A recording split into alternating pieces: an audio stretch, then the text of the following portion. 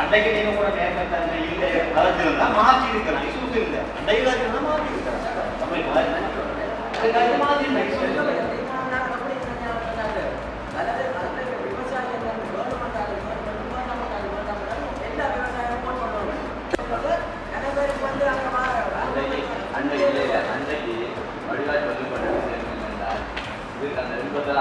இன்றைக்கு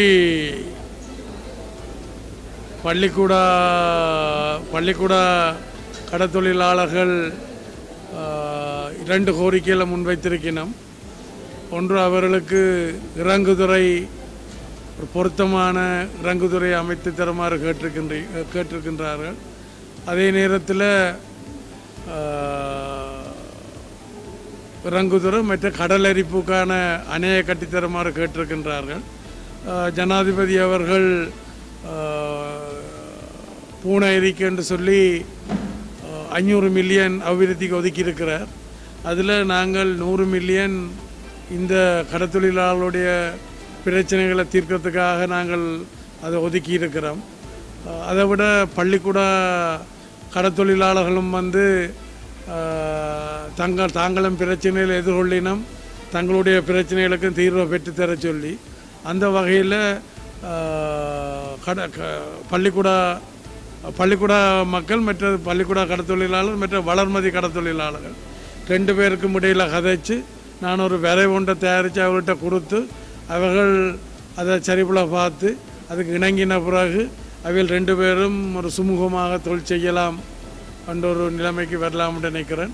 அதை விட பள்ளிக்கூட அவர்களுக்கு அந்த கடல் அரிப்பை தடுக்கிறதுக்கு நாங்கள் விரைவில் அந்த ஜனாதிபதியினுடைய நிதியில் ஒதுக்கீடு செய்து வேலையை ஆரம்பிப்போம்.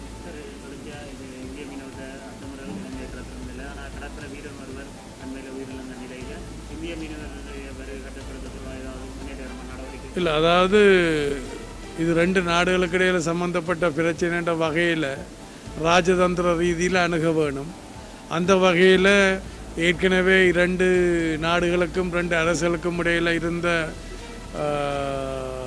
அமைச்சரவை மட்டத்திலான சந்திப்பு, மற்றது உத்தியோகத்தர்கள் மட்டத்திலான சந்திப்பு, இந்த 2ஐயும் நீண்ட காலமாக இடைநிறுத்தப்பட்டிருக்கிறபடியும் திரும்பி தொடங்க சொல்லி 2 தரப்பும் முணங்கி இருக்குது.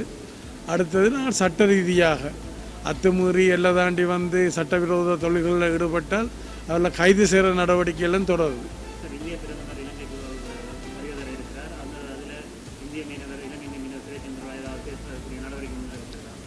என்றால் எங்களுடைய ஜனாதிபதி அவருடைய வாழ்த்துக்கள் வரவேற்பு நிகழ்ச்சியில் கலந்து கொண்ட நேரத்தில் இதை சொல்லியிருக்கிறார். அதுபோல் அவர் இங்கே வந்தால் நாங்கள் அதை பற்றி கதைப்போம். சரி, நன்றி.